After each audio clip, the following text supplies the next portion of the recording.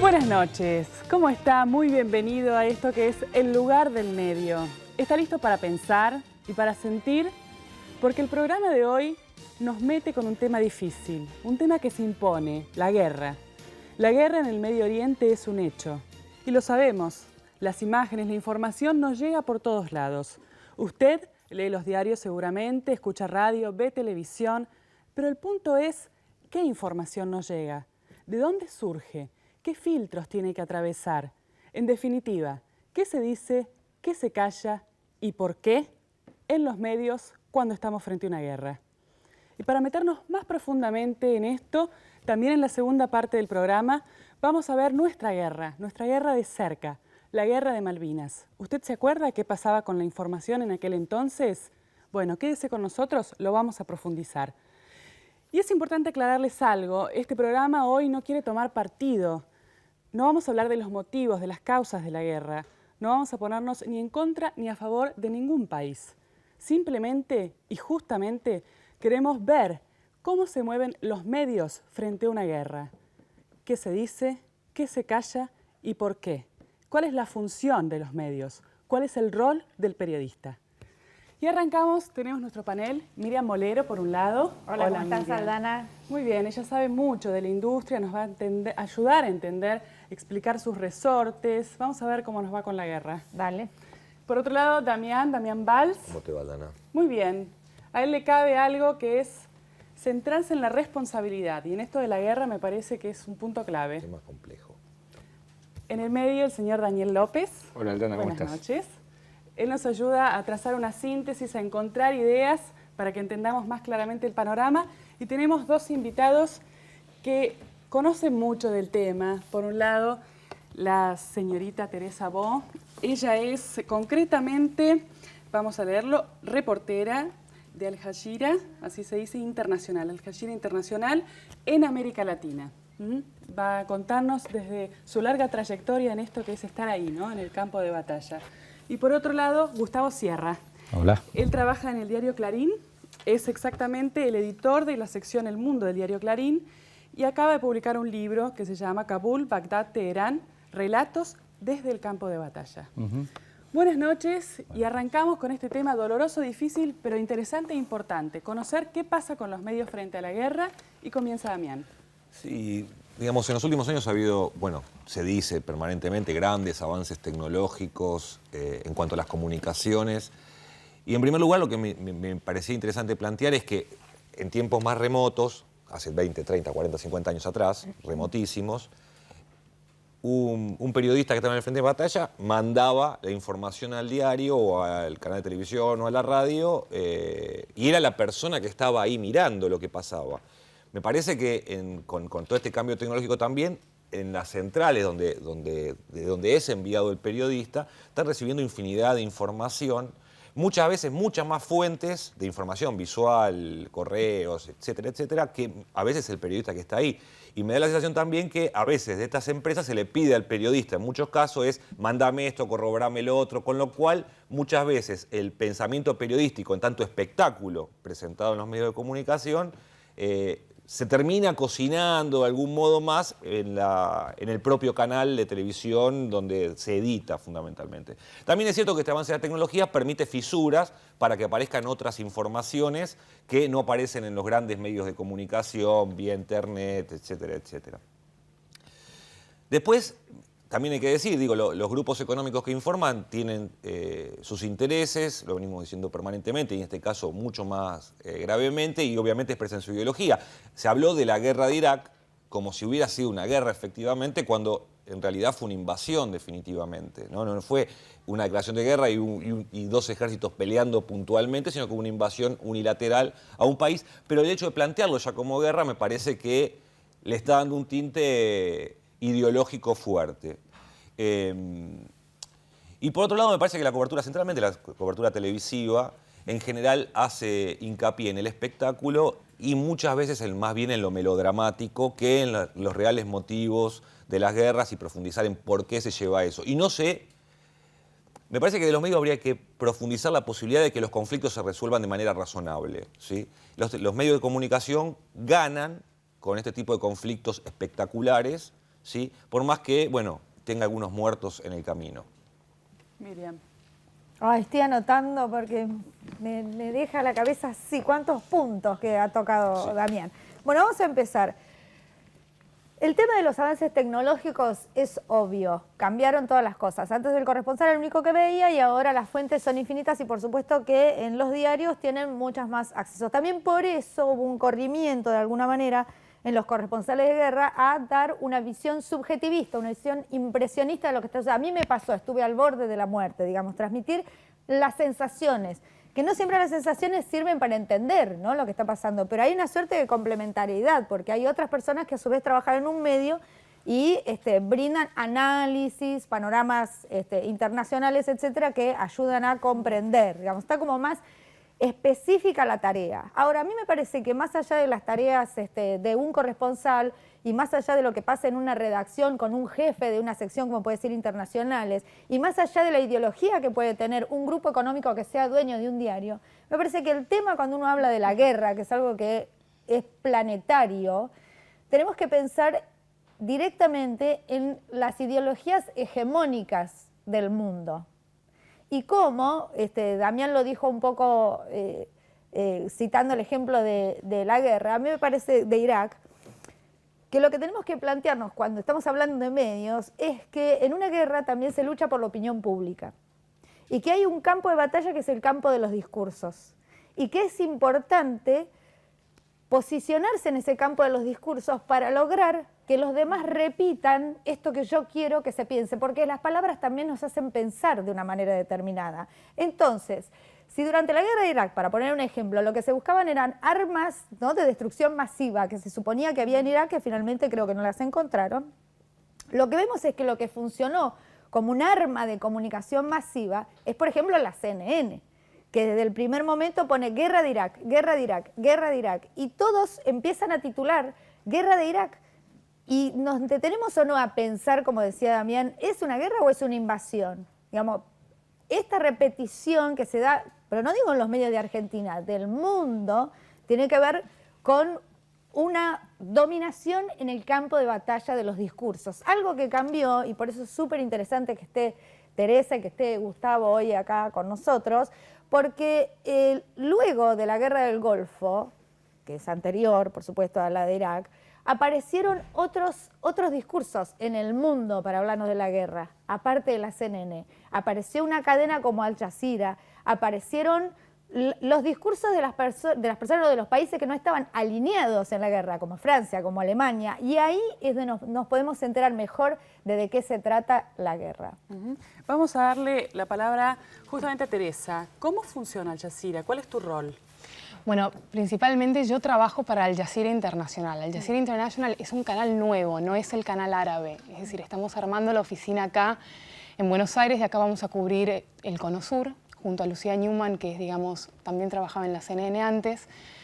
Y bueno, y Al Jazeera Internacional tiene el objetivo, digamos, de cubrir un poco las noticias desde otro punto de vista, no desde el punto de vista norteamericano o europeo, sino de cubrir especialmente América Latina a fondo con el punto de vista latinoamericano y con latinoamericanos. El canal árabe es, me canso de repetirlo, pongámoslo así, nosotros, especialmente acá, en donde nosotros absorbemos mucho lo que es la cultura americana o de Estados Unidos, digamos, nosotros recibimos lo que es la propaganda de lo que es Al Jazeera. Al Jazeera en Medio Oriente tiene una percepción totalmente diferente. En muchos países de la zona ha sido prohibida porque habla de la importancia de la democracia, porque habla de la importancia de las elecciones. En Israel se puede ver perfectamente. Y ha sido criticada especialmente también por la guerra en Irak y porque emite los videos, por ejemplo, de Osama Bin Laden. Yo creo que si a la CNN le hubieran mandado la exclusiva de los videos de Bin Laden, cualquier canal hubiera emitido esos videos. Pero bueno, o sea que no es todo tan blanco y negro. Yo creo que no porque no es que Al Jazeera es, digamos, el vocero de Medio Oriente. No, yo creo que no. Yo creo que Al Jazeera, así como hay canales que cubren y representan a determinadas sociedades o determinados pensamientos, Al Jazeera cubre el propio. Entonces, tienen derecho, digamos, a expresarse o a emitir, digamos, su punto de vista. El tema es que ese punto de vista muchas veces molesta. Entonces, ahí, digamos, entra un poco el conflicto. Por este lado Al Jazeera, por el otro Clarín. ¿Cómo empezás a describir lo más importante de toda esta cuestión desde tu punto de vista como reportero? En principio, creo que disiento en este sentido de que el corresponsal de guerra, la persona que está cubriendo la guerra allí en el frente, pasa un poco a segundo plano porque en realidad se le edita o hay un discurso de la edición en la redacción o en la central de la televisión y demás. A mí me parece que es muy importante que haya ahí un periodista que tenga credibilidad, que sea imparcial, que vaya ahí al frente a no tomar partido. En nuestro caso, como argentinos, estamos informando a un público en la Argentina y a buena parte también de América Latina. Muchas de nuestras notas, de las notas cuando cubría la guerra en Irak o después se publican en otros medios latinoamericanos. Me parece que tenían la repercusión que tuvieron por eso, por tener una visión personal de lo que está sucediendo ahí y no esa visión ya generalista que tiene que ver con la propaganda. Finalmente una guerra se gana o se pierde también no solo en el campo de batalla, sino en el plano de la propaganda. ¿Cómo se hace para trabajar, cómo se hace para trabajar en ese campo de batalla? ¿Cómo buscas tus fuentes? ¿Cómo obtenés la información? ¿Quién te la da? Yo digo, Gustavo, Sí, es muy a ver. extenso, me encanta, me parece que tenemos que ir a un corte, queda pendiente. Usted quédese pensando del otro lado, ¿cómo le gusta informarse? ¿A quién le cree cuando se trata de guerra? Imagine there's no heaven. It's easy if you try. No hell below us. Above us, only sky.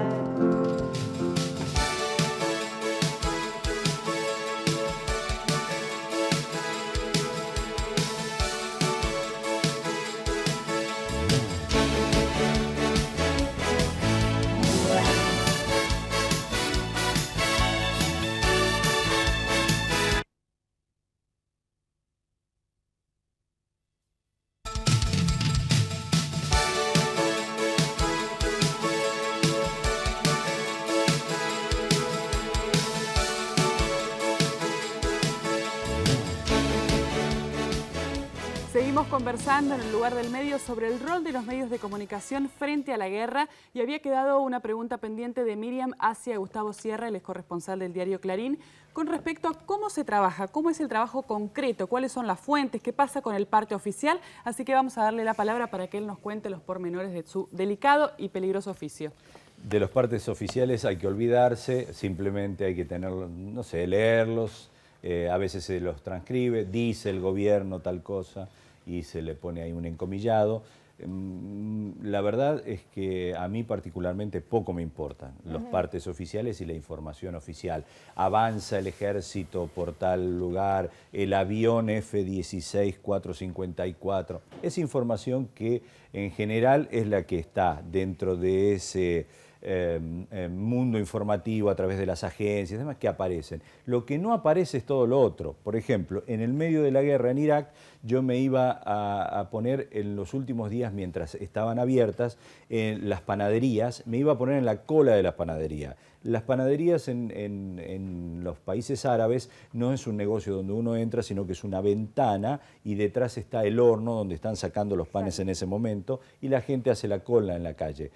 Me paraba ahí, obviamente creían que era un loco, ¿no? Un occidental ahí, pero era la forma que tenía también de comunicarme. Siempre hay alguien que balbucea algo de inglés, van a buscar a alguien que hable inglés, yo tenía mi Es traductor. hacerse amigo un poco, entonces, entrar en confianza con la gente. Y que ahí está era donde empezaba a aparecer la información. Mientras la información oficial que venía de las agencias estadounidenses decía que el ejército estadounidense había avanzado y había tomado Karbala, por ejemplo, en el sur.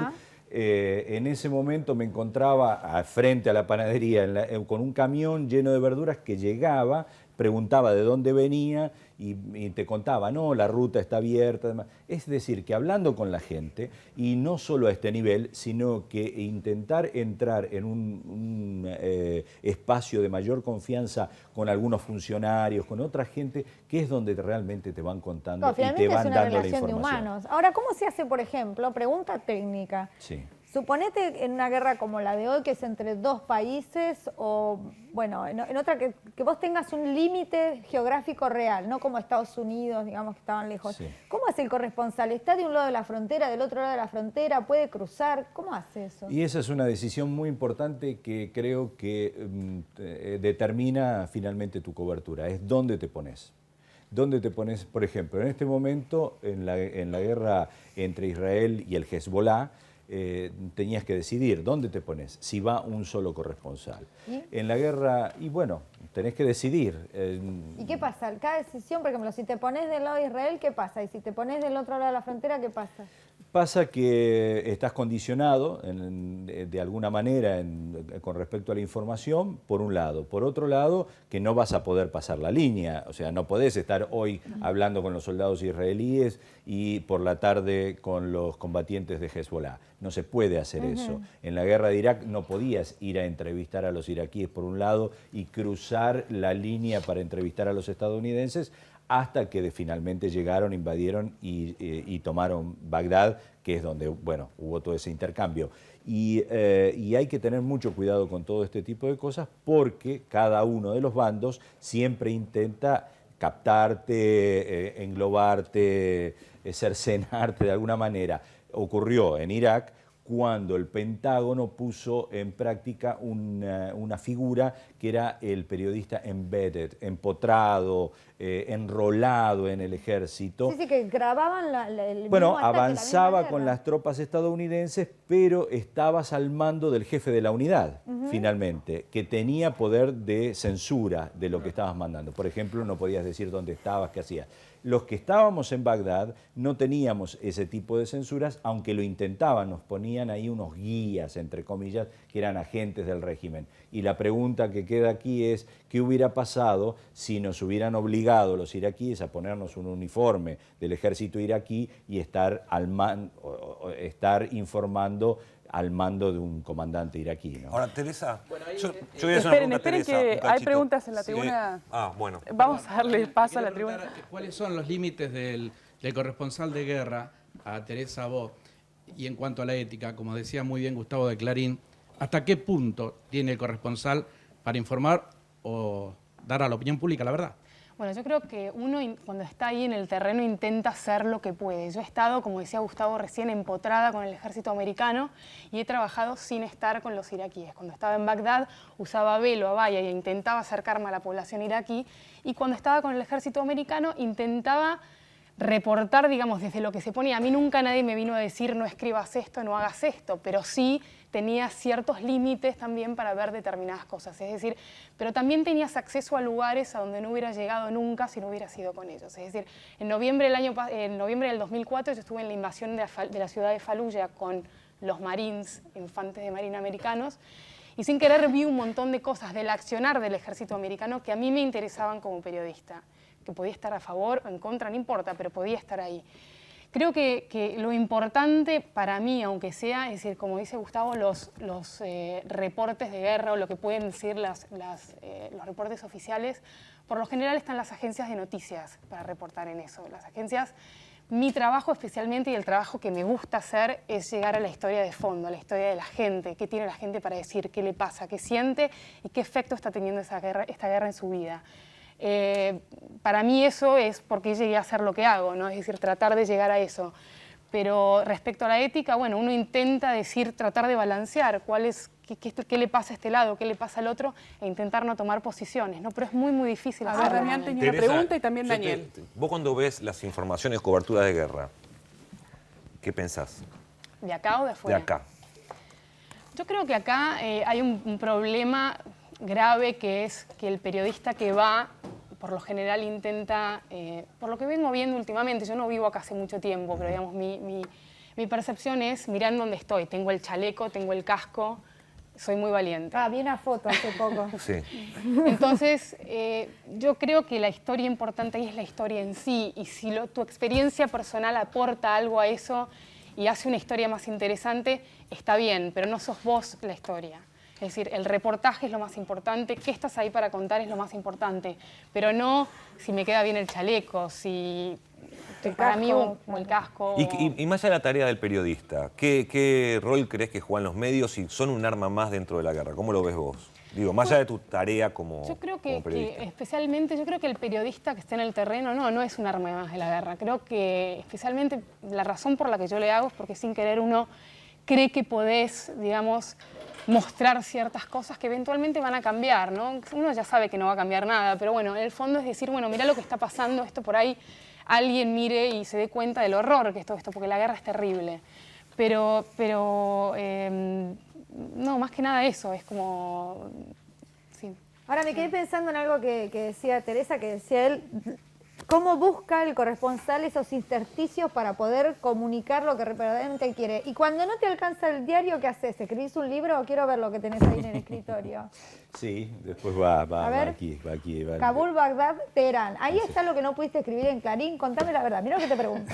No. La verdad es que en Clarín vos podés escribir libremente, nunca jamás ¿Y se el te libro qué niega una posibilidades? censura. Pero el libro te permite expandirte, poder contar cosas que por una cuestión de espacio no podés contar en el diario. Y yo también lo hago en forma audiovisual para el sitio de internet de Clarín. Hice un documental de esto. Es decir, trato de buscar todas las herramientas. Creo que los periodistas hoy tenemos que manejar todas las herramientas posibles y entender que hay diferentes lenguajes y traducirlo a esos lenguajes. Uno de ellos es el libro, que es fantástico, es magnífico, pero no es el único. A mí me encanta, por ejemplo, los documentales y trabajar para Internet. Me parece que hoy es la herramienta más interesante y que todavía tenemos mucho para explorar.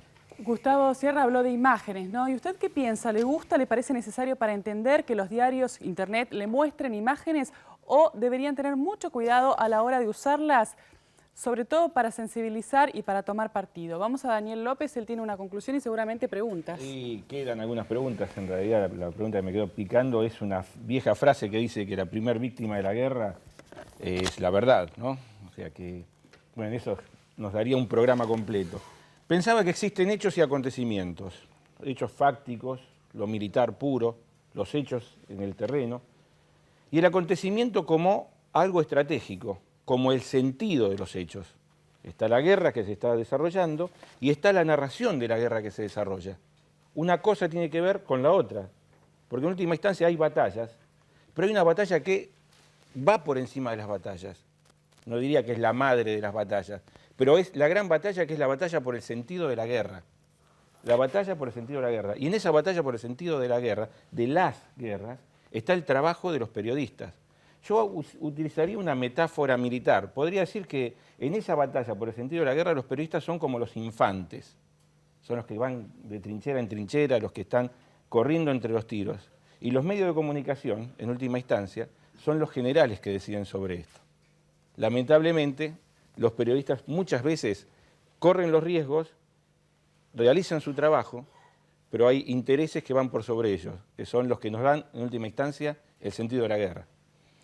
Gracias, Gustavo Sierra. Gracias, Teresa Bo, por haber compartido con nosotros su experiencia. Y nosotros seguimos hablando. Ahora nos metemos, los invito a acercarnos a la guerra. ¿Por qué? Porque tuvimos una experiencia, la Guerra de Malvinas. ¿Qué nos pasó a nosotros con la información que nos daban los medios?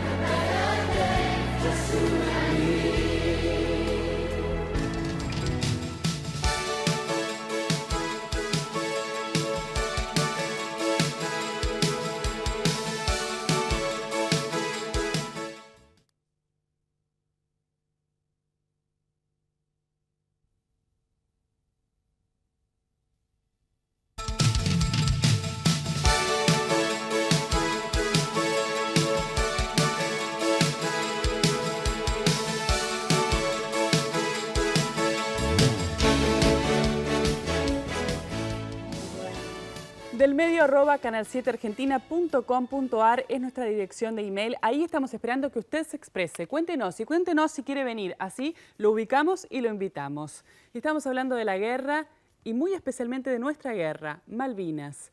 Para eso tenemos por un lado a Silvia Fernández Barrio. ¿Cómo estás, Ella Silvia? es periodista, obviamente la conocemos, porque fue la cara durante mucho tiempo de varios noticieros, 60 Minutos, 9 Diario y ATC Informa. Actualmente se desempeña como directora ejecutiva de la Asociación para el Enfermo de Psoriasis. Gracias. En la vereda de enfrente, Edgardo Esteban es el autor del libro Iluminados por el Fuego, que inspiró la película, y fue el primer combatiente en regresar de la Guerra de Malvinas. Él puso allí su cuerpo, su vida, y nos lo cuenta en el libro. Y además hoy se desempeña como corresponsal en Telemundo. Pero antes que nada vamos a recordar con imágenes que son fuertes y que sostienen una pauta, una consigna clara que dio el gobierno militar para el desempeño de los medios.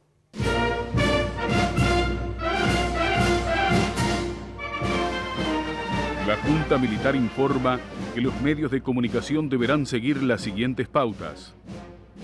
Las agencias noticiosas y o corresponsales acreditados en el país serán responsables del control de toda información originada en el país o procedente del exterior que se transmita o retransmita al exterior a corresponsales nacionales. Evitar difundir información que produzca pánico, que atente contra la unidad nacional, que reste credibilidad y o contradiga la información oficial que pueda generar disturbios sociales. Evitar difundir información que, sin provenir de fuentes oficiales, se refiera a operaciones militares argentinas que, proviniendo del exterior, exalte el poderío bélico británico y o minimice el propio, que sin previa autorización del Estado Mayor Conjunto haga referencia a unidades militares, equipos y o personal militar. Las presentes pautas tienden a dar una idea de carácter general.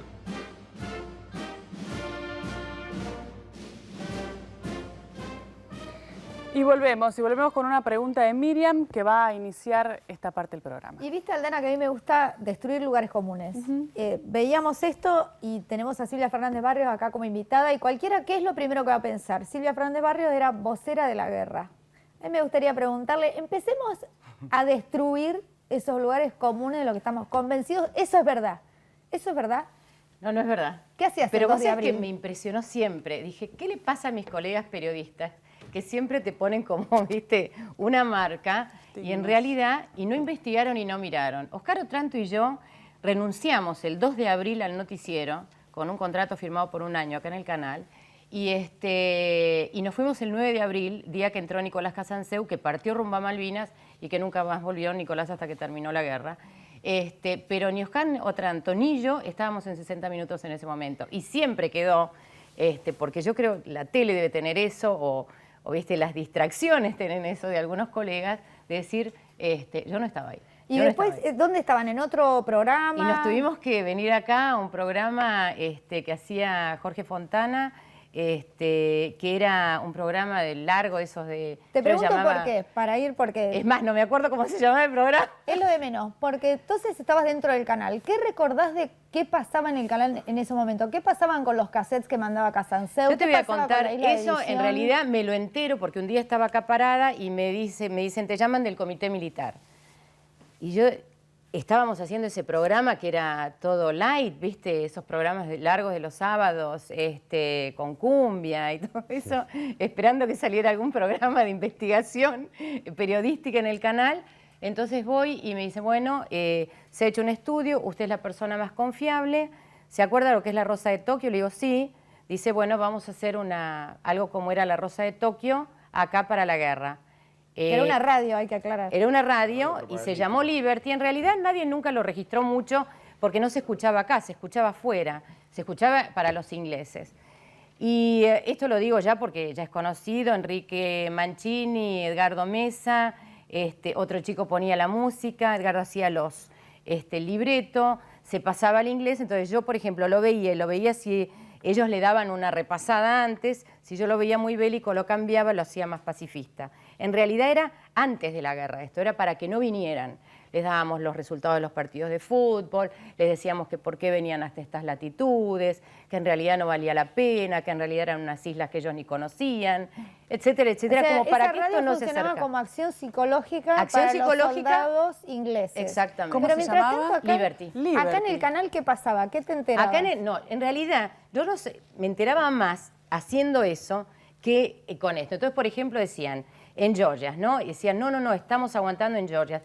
Y la lógica es, vos escuchás lo que escuchabas recién, que explique el poderío bélico o minimice el nuestro. ¿Cómo? ¿Quién no sabe que el poderío bélico de Gran Bretaña era gigante y el nuestro era así? O sea, era lógico, pero lo que es muy interesante es mirar desde afuera. En ese momento vos no pensás todas esas cosas. Vos estás al lado de tu país, estás inmerso en eso, no mirás todo eso y decís, no te detenés a pensar, a criticar. Criticás después, cuando Edgardo, ya pasó. En ese momento estás bailando en el baile y bailás. Yo me Edgardo, digo, siempre hay una crítica tremenda con respecto a la labor de la prensa durante el conflicto bélico que nos tocó vivir. ¿Cómo? Porque dice, seguimos ganando, ¿no? Seguimos ganando y siempre quedó como la muletilla. Ahora, ¿puede ser de otro modo? Mira, la primera gran derrotada de una guerra es la verdad. Pasa en todas las guerras, las campañas de acción psicológica están. El tema acá es toda la construcción política, desde antes de la guerra, lo que llevó a la dictadura militar a llevar a tomar las Islas Malvinas y la campaña que hacía hacia afuera, porque yo a Mancini lo escuchaba en Malvinas con Radio Liberty, su voz, que era inconfundible, igual que la cadena Azul y Blanca que hacía Radio del Plata y Radio Rivadavia, y que siempre contaban lo que no pasaba. Cuando nos bombardeaban, acá era todo hermoso, es decir, cuando allá teníamos ataques, siempre se contradecía con la información que daban, por ejemplo, Radio Carves o Radio Colonia. Sí, pero Liberty fue antes de que empezara la guerra. Sí, pero cuando estábamos en el proceso de Malvinas, sí. Es decir, era como que llegaba a los ingleses y llegaba también a nosotros, Sí. antes de los bombardeos, antes del 1 de mayo. Pero el planteo acá es que fue una campaña muy dura porque duró todo el conflicto bélico y después duró tras la caída de Galtieri, porque acá no hubo entrevistas a excombatientes, no hubo un análisis de lo que pasó después de la guerra. Automáticamente hubo un comunicado, como este que escuchábamos recién, que se prohibía a los medios hablar con los excombatientes, con los soldados, contar cómo estábamos de salud, cómo habíamos llegado. Es decir, que la campaña duró durante todo el conflicto bélico y terminó quizás mucho tiempo después hasta con la propia democracia, donde hubo una desmalvinización. Entonces Galtieri hace lo mismo que hace Bush. Exactamente, y lo hace, y es cuestión de Estado. En Inglaterra o en Italia, vos sabés que cuando hay una situación de conflicto, automáticamente lo maneja, es decir, las estructuras de defensa, igual que el Pentágono en Estados Unidos. Es decir, la línea que se baja cuando fueron los ataques de la Torre Gemela, y vos veías, y hacías zapping, veías exactamente la misma campaña de prensa o los mismos carteles, los mismos graph en todos los medios en Estados Unidos, es porque hay un lineamiento hacia lo que es un ataque o hacia lo que es una invasión, hacia lo que es un conflicto bélico. Volviendo para acá y comparando experiencias, ahora como corresponsal de Telemundo, digamos, ¿Cómo vivís? ¿Tenés limitaciones, no? Digo, porque nosotros no estamos en este momento en guerra, pero Estados Unidos sí, de repente lleva adelante. No ahora, una pero cuando guerra. estaba en otra cadena que era Telenoticias, y cuando fue el tema de las famosas cartas y el Antrax, de un día para el otro se nos prohibió hablar o se nos sugirió que no se hablaba más, y en el mundo desaparecieron esas cartas que aparecían por todas partes, que envenenaba a la gente y que había generado un pánico, y que todo el mundo, acá tuvimos hasta conferencia del propio ministro de Desarrollo Social en ese momento, ¿no? Edgardo, ahora en esta realidad tuya de excombatiente y de periodista ahora, decís que siguió con la democracia el hecho de que los excombatientes desaparecieron. Cuando se pierde una guerra, ¿hay una política genérica, digo? ¿Existe una política genérica de tapar todo lo que quedó?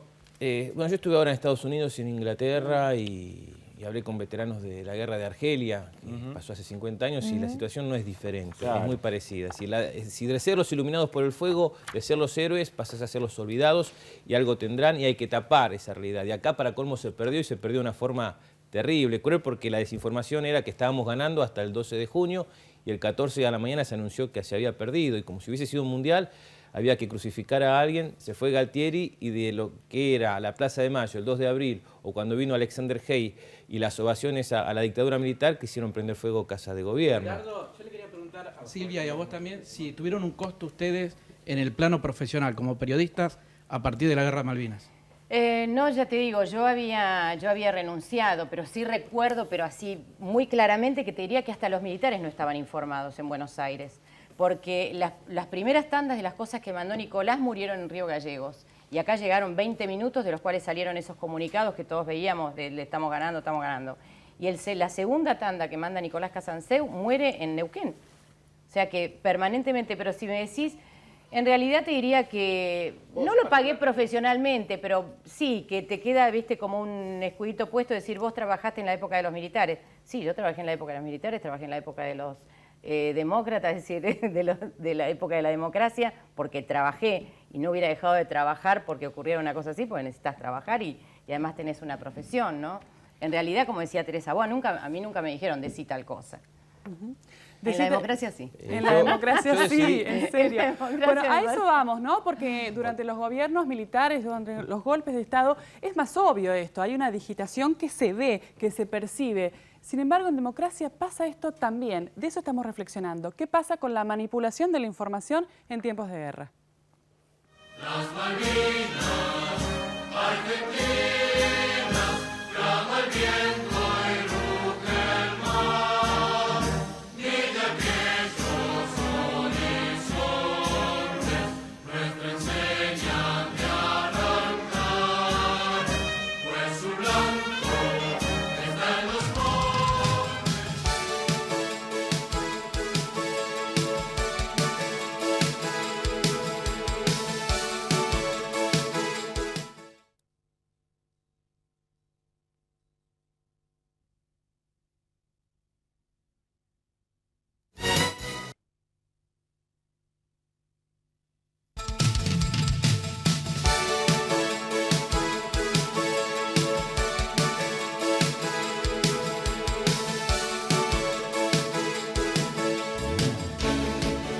Bueno, esto da para mucho, en el corte siguen hablando, bueno, porque estamos hablando de un tema doloroso pero necesario, la Guerra de las Malvinas y las posibilidades que tenían y responsabilidades que tenían los periodistas a la hora de informarnos.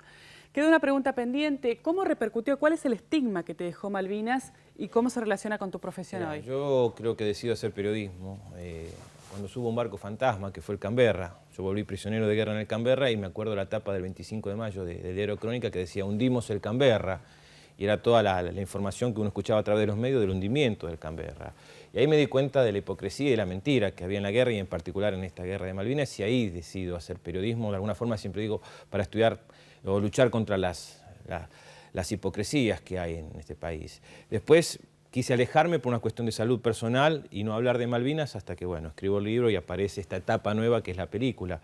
Pero después siempre me dediqué o traté de dedicarme lo más objetivo que pude en lo que es mi profesión, ¿no? Y Edgardo, ¿y a vos qué te pasa justamente ahora cuando volvés con esta historia, con el libro, con la película, cuando ves que los mismos medios que vos decís silenciaron o trataron de fantasma, digamos, ese barco, los mismos medios y los mismos periodistas hoy exaltan, retoman tu historia, Lo que pasa es que es un problema de esa hipocresía, que hubo 24 años de silencio, no se hablaba de los suicidios, de ese silencio que nos pidieron los propios militares, no solamente en los comunicados que le daban a los medios, sino a los excombatientes. Yo firmé una declaración jurada para no hablar de Malvinas. Teníamos prohibido hablar de Malvinas. Y yo lo que conté fue mi Malvinas interior, la problemática de la angustia que tenemos los excombatientes, que la padecemos todos, el estrés postraumático que la tiene cualquier soldado de cualquier guerra, que la está padeciendo ahora Inglaterra y Estados Unidos con los veteranos que vuelven de Irak.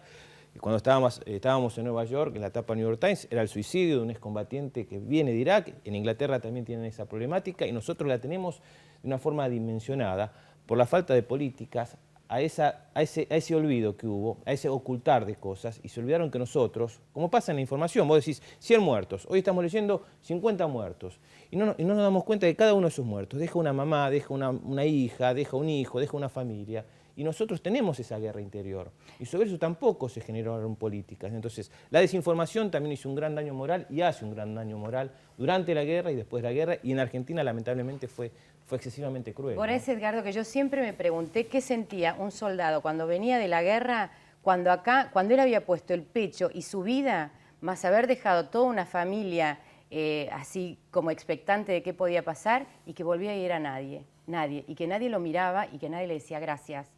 Siempre me impresionó eso.